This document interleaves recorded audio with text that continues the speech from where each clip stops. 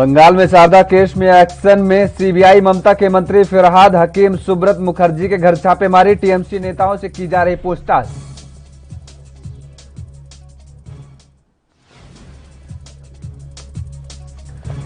महाराष्ट्र में चक्रवाती तूफान तौकते ने बढ़ाई मुसीबत। मुंबई एयरपोर्ट दोपहर 2 बजे तक बंद। मौसम विभाग ने जारी किया ऑरेंज अलर्ट।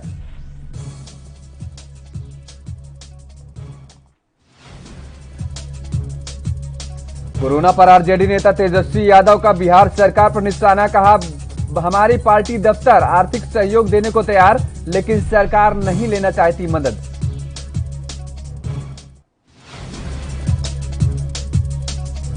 भारत में कोरोना संक्रमण की दरों में आई गिरावट। देश में 2,81,386 नए मामले, 4,106 मरीजों की हुई मौत।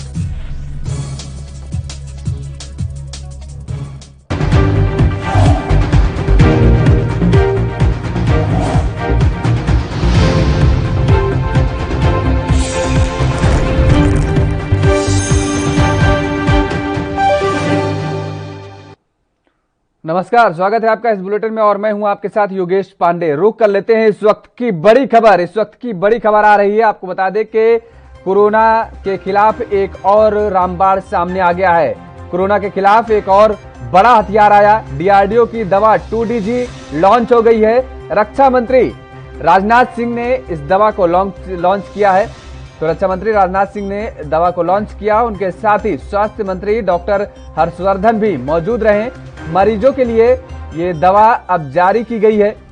आपको बता दें कि ये काफी कारगर दवा मानी जाती है। डीआरडीओ के सहयोग से इस दवा का निर्मित किया गया है और पानी में घोलकर ये दवा अब ली जा सकेगी। तो आज डीआरडीओ द्वारा निर्मित 2DG दवा लॉन्च हो गई है। रक्षा मंत्री राजनाथ सिंह ने लॉन्च की दवा, साथ ही स्वास्थ्य मंत्री डॉक्टर हर्षवर्धन भी मौजूद रहे। तो इस वक्त की बड़ी खबर, कोरोना के खिलाफ आज एक और रामबाण सामने आ गया। कोरोना के खिलाफ एक और हथियार, बड़ा हथियार माना जा रहा है। उसको भी काफी हद तक अब हम लोगों ने रेगुलाइज कर लिया है। अब ऑक्सीजन की प्रॉब्लम भी कहीं पर नहीं आ रही है। समय समय पर सेक्रेटरी हेल्थ जब राजेश भूषण जी के भी प्रेजेंटेशन को प्रधानमंत्री जी की एक मीटिंग में देखने का अवसर प्राप्त होता है और उस माध्यम से भी हमको जानकारी प्राप्त होती रहती है। मेडिसिन को लेकर भी अब कोई चैलेंज हमारे सामने कोई मेजर ऐसा शेष नहीं बचा है। ICU bed, ventilator, cryogenic tanker, यह सब सारी चीजों की कितनी कमी थी आपने देखा होगा समाचार पत्रों में। बराबर कुछ न कुछ इस प्रकार की खबरें मिलती रहती थी और कुछ लोगों की आलोचना का शिकार भी सरकार को होना पड़ता था। लेकिन इन सब सारी समस्याओं का समाधान सबके कलेक्टिव एफर्ट्स के द्वारा यह हुआ है और यह कहते हुए मुझे सचमुच से बेहद खुशी हो रही है। अब ऑक्सीजन के संबंध में मैं देख रहा था कि 17 मई को यहां पर हमारे पास 4,739 मेट्रिक टन ऑक्सीजन थी। आज हमारे पास मोर देन 9,500 मेट्रिक टन ये। तो पश्चिम बंगाल में टीएमसी की सरकार बनते ही शारदा घोटाले की जांच फिर से शुरू हो गई है और इस घोटाले के आरोपी कैबिनेट मंत्री फिरहाद हकीम, कैबिनेट मंत्री सुब्रत मुखर्जी, टीएमसी विधायक मदन मित्रा और पूर्व बीजेपी नेता सोवन चटर्जी के घर पर सीबीआई ने छापेमारी की। इसके बाद इन चारों को सीबीआई दफ्तर लाया गया। सीबीआई की टीम सोमवार सुबह ही परिवहन मंत्री और कोलकाता नगर निगम के अध्यक्ष फिरहाद हकीम के घर पहुंची। थोड़ी देर की तलाशी के बाद फिरहाद हकीम को सीबीआई अपने साथ ले जाने लगी और इस दौरान फिरहाद हकीम ने कहा कि मुझे शारदा घोटाले में गिरफ्तार किया जा रहा है। फिरहाद के घर पर समर्थक पहुंच गए और प्रदर्शन कर रहे हैं। सीबीआई की टीम सुब्रत मुखर्जी और मदन मित्रा को भी लेकर सीबीआई दफ्तर पहुंची। इसके अलावा पूर्व बीजेपी नेता सोवन चटर्जी के घर पर भी सीबीआई की टीम ने छापेमारी की। सोवन चटर्जी ने चुनाव से पहले टीएमसी छोड़कर बीजेपी ज्वाइन किया था, लेकिन टिकट न मिलने के बाद उन्होंने बीजेपी भी छोड़ दी थी। सीबीआई के सूत्रों का कहना है कि इन चारों नेताओं को शारदा घोटाले में पूछताछ के लिए सीबीआई दफ्तर लाया गया है। इन चारों नेताओं से सवाल जवाब किया जाएगा। हालांकि सीबीआई ने गिरफ्तारी के आरोप से इंकार करते हुए कहा है कि हमने किसी भी मंत्री या विधायक या किसी नेता को गिरफ्तार नहीं किया।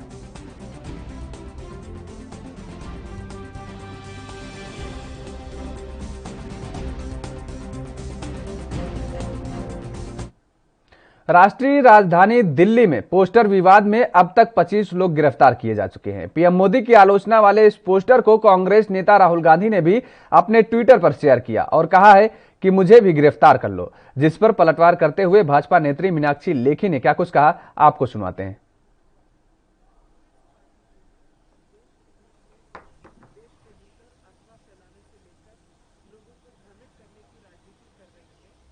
मुझे याद है कि जनवरी 2021 से जब से वैक्सीन लगनी शुरू हुई और देश की बनी हुई वैक्सीन को लेकर इन्होंने किस किस प्रकार का दुष्प्रचार किया वो आपको मैं बताना चाहती हूँ। बघेल जी जो इनके मुख्यमंत्री हैं छत्तीसगढ़ के, उन्होंने कहा कि वैक्सीन सुरक्षित नहीं है।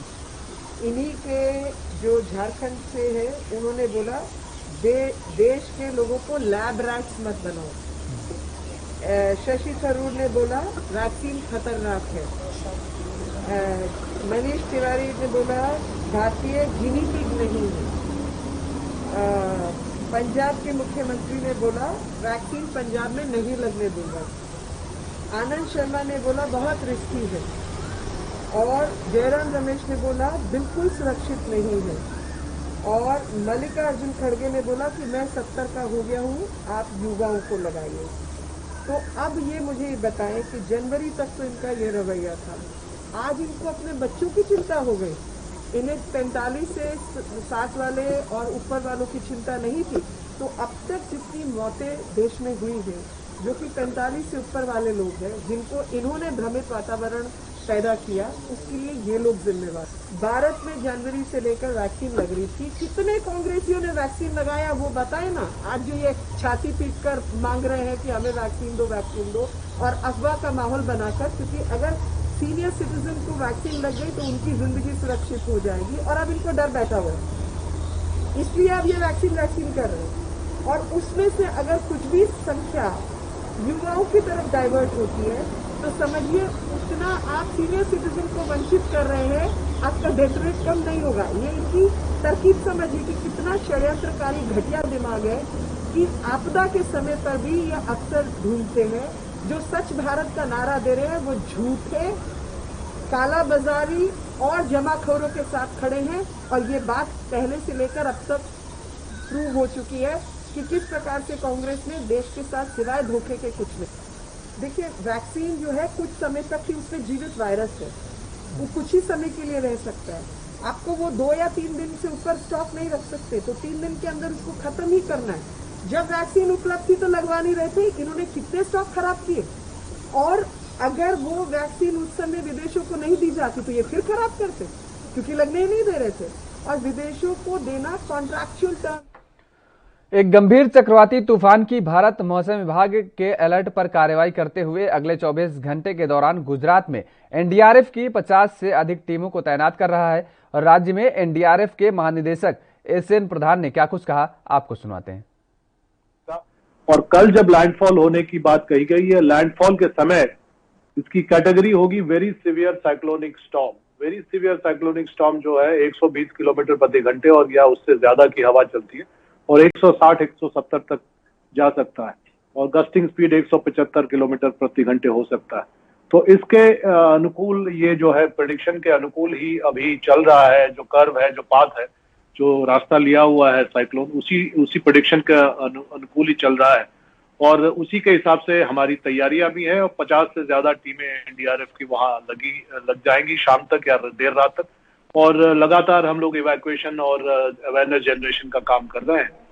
मूल बात यह है कि जो मेन इम्पैक्ट स्टेट है वो गुजरात ही रहेगा और गुजरात में ही मैक्सिमम इम्पैक्ट होने की संभावना है। इसीलिए 50 से ज्यादा टीमें, 100 से ज्यादा टीमें पूरे 5 या 6 राज्यों में लगाई गई थी। उसका लगभग आधा हिस्सा जो है गुजरात में इसलिए लगाया गया है क्योंकि इम्पैक्ट स्टेट वही है, क्योंकि साइक्लोन का जो इम्पैक्ट है वो मुख्यतः आईएमडी के प्रेडिक्शन के हिसाब से। पूर्व क्रिकेटर और बीजेपी सांसद गौतम गंभीर ने दिल्ली के मुख्यमंत्री अरविंद केजरीवाल पर करारा वार किया है। ऑक्सीजन की कमी को लेकर लगातार सियासी बयानबाजी कर रहे अरविंद केजरीवाल पर बीजेपी के नेता पहले से ही आक्रामक हैं।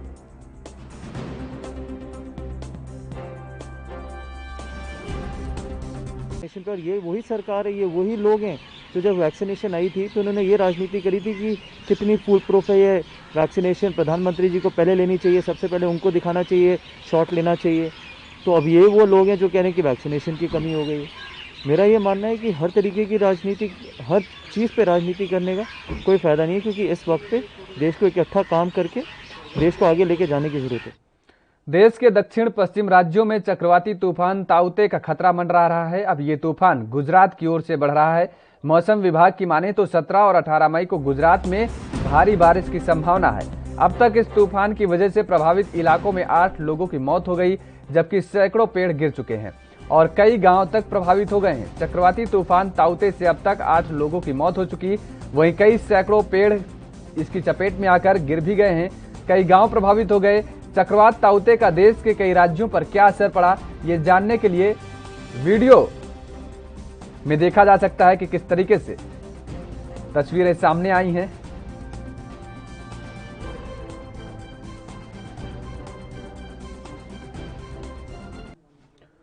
यूपी के मुख्यमंत्री योगी आदित्यनाथ की अध्यक्षता में शनिवार को वर्चुअल माध्यम से संपन्न मंत्रिमंडल की बैठक में प्रदेश में लागू आंशिक कोरोना कर्फ्यू को सोमवार 24 मई सुबह 7 बजे तक विस्तारित किया गया है और मुख्यमंत्री ने कहा है कि आंशिक कोरोना कर्फ्यू के माध्यम से प्रदेश में कोविड संक्रमण को नियंत्रित करने में बड़ी मदद मिली है। वहीं लोगों का कहना है कि लॉकडाउन के बाद कोरोना केस कम हुए हैं।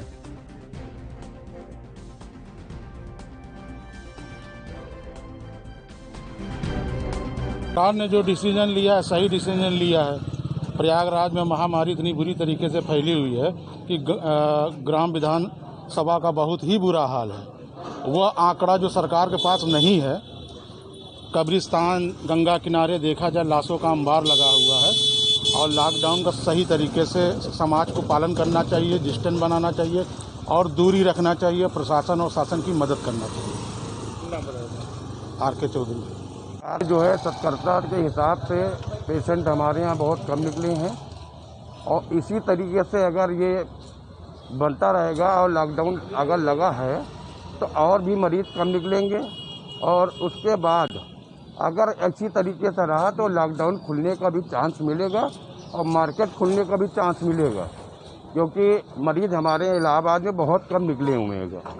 इसमें सहयोग सरकार ने जो सहयोग दिया है लॉकडाउन लगा करके, उसमें हम उसका जो है बहुत अभिनंदन करते हैं और उसके बाद आगे जैसा भी होगा सरकार उस पर निर्णय लेगी। देखिए कम तो हो गया है, मगर सवाल ये कि सेफ्टी के लिए तो बढ़ाएंगे ही, ज़रूरी है वो। और पब्लिक तो थोड़ी है, देखिए कारोबार वो हो जाने से परेशान है। कारोबार जैसे अब हम ही लोग की दुकानें सब बंद हैं, कोई कारोबार नहीं हुई, बैठ के खाने वाला कमाई अगर नहीं है तो कहाँ से खाए, कब तक खाएगा आदमी। लॉकडाउन इन्होंने बढ़ाया तो हिसाब से तो सही है। चक्रवाती तूफान ताउते गुजरात की ओर बढ़ रहा है। ये काफी ताकतवर हो चुका है। इसके कारण महाराष्ट्र, केरल और गोवा में इसके चलते भारी बारिश देखने को मिल रही है। भारतीय मौसम विभाग ने अपने ताजा अपडेट में कहा है कि आज शाम तक ये गुजरात के तट से टकरा सकता है और इस दौरान भारी बारिश और तेज हवाएं चलने की आशंका है। केरल, कर्नाटक, गुजरात, गोवा, महाराष्ट्र में रेड अलर्ट जारी हो और मछुआरों को समुद्र में जाने से रोका गया है। चक्रवाती तूफान ताउते के खतरे के बीच मौसम विभाग ने महाराष्ट्र में अलर्ट जारी किया गया है। तूफान के खतरे के बीच मुंबई के दहिसर के जंबो कोविड अस्पताल से मरीजों को शिफ्ट किया गया। मौसम विभाग ने कहा है कि मुंबई, ठाणे और रायगढ़ में आज तक बहुत तेज बारिश होने की संभावना है। तो वहीं ताउते का असर मुंबई के वाडला क्षेत्र में भी देखने को मिला।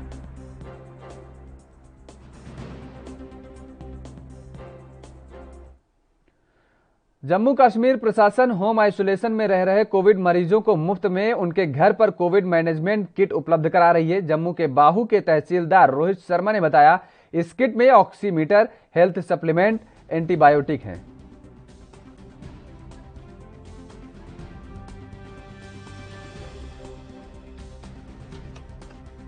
जैसे कि मैं रात को बैठा हुआ था तो कुछ दिन में माँ को कोरोना पॉजिटिव नहीं था। तो ऐसे होता है ना कि इमरजेंसी में दोस्त को कोई किसी को हो जाए, तो बैकअप के लिए मैंने कॉल वो पोस्ट सेव कर ली थी। तो उसमें 4 लोगों का नाम था। तो NGO का था, वो आशा NGO था शायद से वो। तो मैंने पोस्ट सेव कर ली थी। तो रात के 8 बजे थे, तो हर डॉक्टर की अलग अलग टाइमिंग थी। तो मैंने उनको कॉल किया, तो वो कहते हैं हम आपको एक नंबर देते हैं, आप इसे कॉन्टैक्ट कीजिए तो वो आपको किट प्रोवाइड कर देंगे। पहले मैंने पूछा कि आप कोई कंसल्टेंट है, तो कोई डॉक्टर हैं, तो हमें कुछ बता दीजिए। कहते हैं हम कंसल्टेंट नहीं है, हम आपको किट प्रोवाइड करेंगे। 19 पेंडेमिक को रोकने के लिए जो भी हमारी एडमिनिस्ट्रेशन के स्टेप्स हैं, ये एक उसमें कड़ी जुड़ी है, जो कि हम डोर स्टेप पे जाकर जो भी कोविड पॉजिटिव पेशेंट्स हैं उनको हम घर घर जाकर उनको हम मेडिकल किट्स दे रहे हैं। जैसा कि आपने अभी देखा, उस किट्स में ऑक्सीमीटर हैं, हेल्थ सप्लीमेंट्स हैं, एंटीबायोटिक्स हैं, और जो भी एक प्रिस्क्रिप्शन रहती है प्रेस्क्राइब डॉक्टर्स की प्रिस्क्रिप्शन, वो हम उनको डोर स्टेप पे दे रहे हैं, ताकि हमारे लोगों को ये ऐसा ना लगे कि वो पॉजिटिव हैं और वो घरों में अकेले बैठे हैं, उनके पास कोई नहीं। क्योंकि कोविड-19 को अगर हमने हराना है, उससे लड़ाई लड़नी है, तो हमें साइकोलॉजिकल भी लड़ाई लड़नी है। यहाँ रुकते हैं एक छोटे से ब्रेक के लिए, ब्रेक के बाद फौरन हाजिर होते हैं।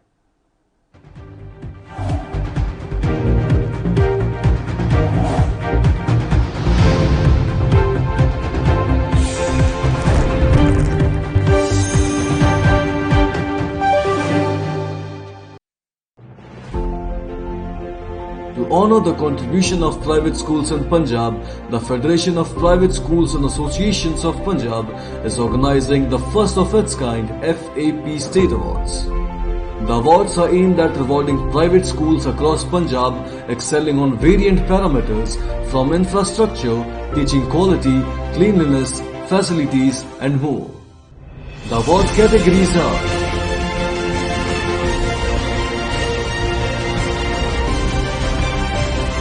nominations for each category will be assessed by a team of renowned educationalists. The final call will be made after undergoing a professional and transparent evaluation process. All the school applicants will be given appreciation award for their contribution to educational growth in Punjab. The FAP State Awards are open to all private schools of FAP Punjab and the entry is free of cost. Last date to apply is 20th May.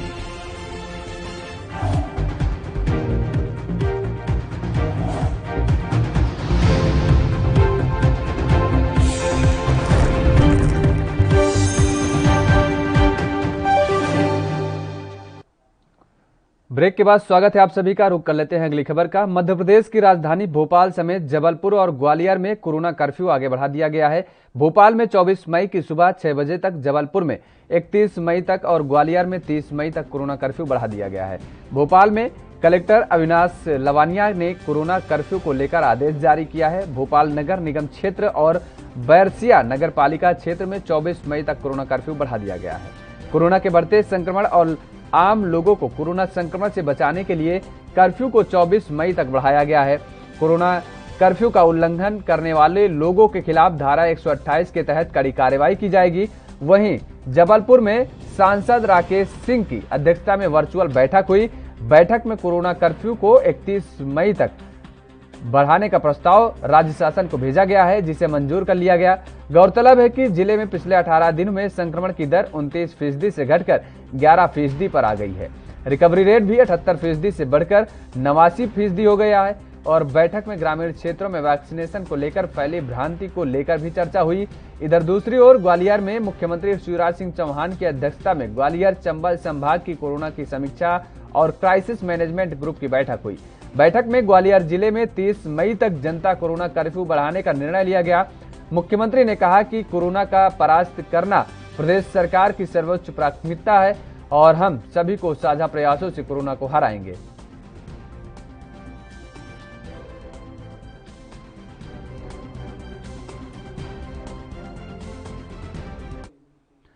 Kerala में 4 जिले तिरुवनंतपुरम, एर्णाकुलम, त्रिशूर और मलप्पुरम में triple lockdown लागू है। केरल के जिन 4 जिलों में positivity rate ज्यादा है, वहां ट्रिपल लॉकडाउन लागू किया गया है। यह लॉकडाउन 23 मई तक लागू रहेगा। तिरुवनंतपुरम, एर्णाकुलम, त्रिशूर और मलप्पुरम जिलों की सीमाओं को कोरोना वायरस के प्रसार को रोकने के लिए प्रशासन की तरफ से सील किया गया है, और जबकि राज्य के अन्य 10 जिलों में वर्तमान लॉकडाउन जारी रहेगा। तिरुवनंतपुरम जिला प्रशासन के जारी दिशा निर्देशों के मुताबिक खाद्य पदार्थ, किराने का सामान, फल और सब्जियां, डेयरी उत्पाद, मांस और मछली, पशु चारा, मुर्गी पालन और बेकरी से संबंधित दुकानें सोमवार से एक दिन छोड़कर खुलेंगी। दोपहर 2 बजे तक सभी दुकानें बंद हो जाएंगी और जिसमें घर पर आपूर्ति करने वाली दुकानें भी शामिल होंगी।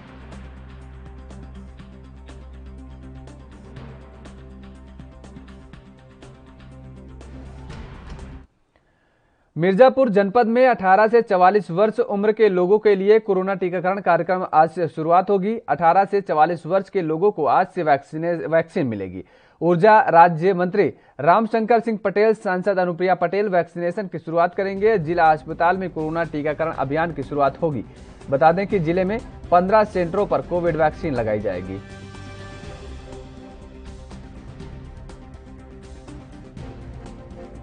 तो मिर्जापुर में टीकाकरण की आज से शुरुआत होगी।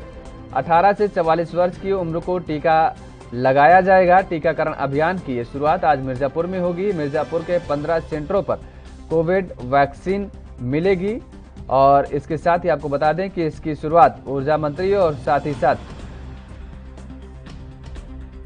इसकी शुरुआत करेंगे और 15 सेंटरों पर वैक्सीन लगाई जाएगी।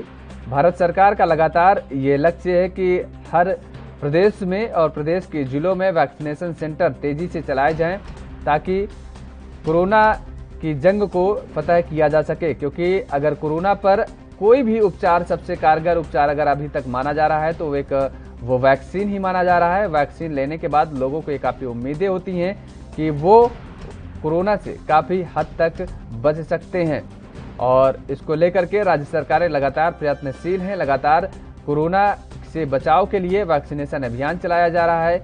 वैक्सीन सेंटरों पर लोगों की लंबी लंबी कतारें देखने को मिल रही हैं। लोगों में इस दौरान उत्साह भी देखने को मिल रहा है। वैक्सीनेशन सेंटरों पर लोग बढ़ चढ़ करके भागीदारी ले रहे हैं, वैक्सीन लगवा रहे हैं। और वहीं अब तक बता दें कि आपको 18 करोड़ से ज़्यादा लोगों को वैक्सीन की डोज दी जा चुकी है देश भर में लगातार। वहीं प्रदेश का जिक्र करें उत्तर प्रदेश में, तो उत्तर प्रदेश के मिर्जापुर में भी आज से वैक्सीनेशन सेंटर शुरू हो जाएंगे। 15 वैक्सीनेशन सेंटर आज से शुरुआत की जाएगी और उनमें आज टीकाकरण का अभियान शुरू किया जाएगा। आज से मिर्जापुर में टीका उपलब्ध हो पाएगा।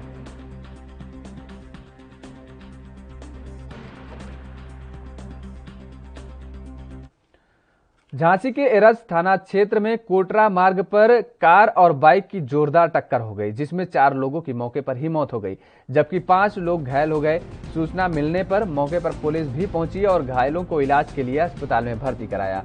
इसमें से एक की हालत गंभीर होने पर झांसी मेडिकल कॉलेज के लिए रेफर किया गया।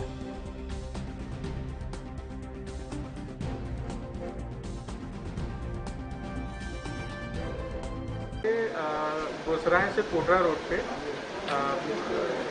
पुरेठा के पास में 2 बाइक एक एल्टो गाड़ी में भिड़ंत हुई है, जिसमें अभी 4 लोगों की मृत्यु हो गई है और 5 लोग घायल हैं, जिनको CHC लाया गया था। यहाँ से रेफर करके झांसी मेडिकल कॉलेज भेजा गया है। इसमें जो मृतक हैं इसमें कृष्णा पुत्र संजीव, घनाराम पुत्र लक्ष्मण, प्रेमचंद सन ऑफ भूचंद है और धर्मेंद्र पुत्र मुरलीधर, इनकी मृत्यु हो गई है और करीब 5 लोग घायल हैं। उनमें कुछ का इलाज CHC गोसराय में चल रहा है और जो गंभीर हैं उन्हें रेफर किया गया है फायर।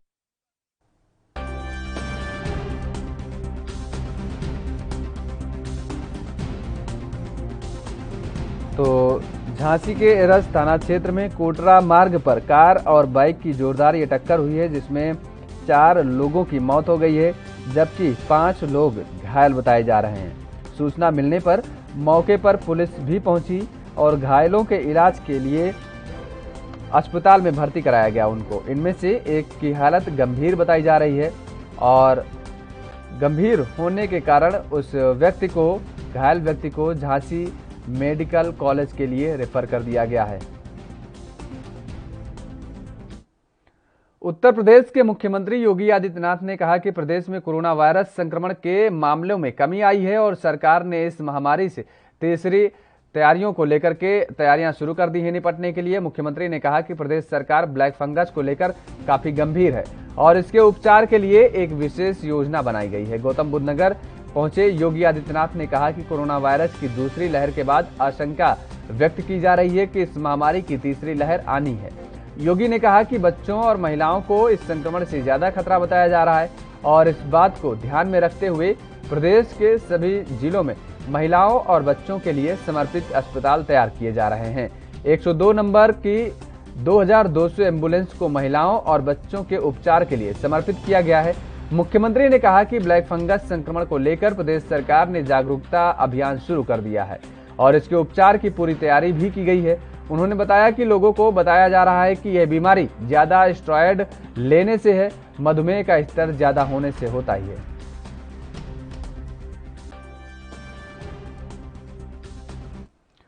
देश के दक्षिण पश्चिम राज्यों पर चक्रवाती तूफान तौकते का साया मंडरा रहा है। केरल, कर्नाटक और गोवा में तबाही मचाने के बाद तौकते गुजरात की तरफ बढ़ रहा है। अब तक तूफान से प्रभावित इलाकों में 8 लोगों की मौत हो गई, जबकि कई 100 पेड़ गिर गए हैं। इसके साथ ही घरों को भी नुकसान पहुंचा है। तूफान की आहट के साथ गुजरात के तटीय इलाकों में आज और कल भारी बारिश की आशंका है। आपदा से निपटने के लिए एनडीआरएफ की 50 टीमें गठित की गई हैं और गुजरात के कच्छ में तूफान से तबाही की आशंका को देखते हुए प्रशासन अलर्ट पर है। इसके साथ ही तटीय इलाकों को मछुआरों को सुरक्षित स्थानों पर शिफ्ट किया गया। मौसम विभाग के मुताबिक गुजरात में तूफान के पहुंचने के दौरान 155 से 165 किलोमीटर प्रति घंटे की रफ्तार से हवाएं चल सकती हैं। मौसम विभाग के अनुसार चक्रवाती तूफान तौकते 17 मई की शाम या 18 मई की गुजरात के समुद्री तट से टकरा सकता है। मौसम विभाग ने चेतावनी दी कि ये तूफान 24 घंटे में और भी खतरनाक हो सकता है। 18 मई की सुबह तक चक्रवात तौकते पोरबंदर और महुआ के बीच से गुजरात तट को पार कर सकता है।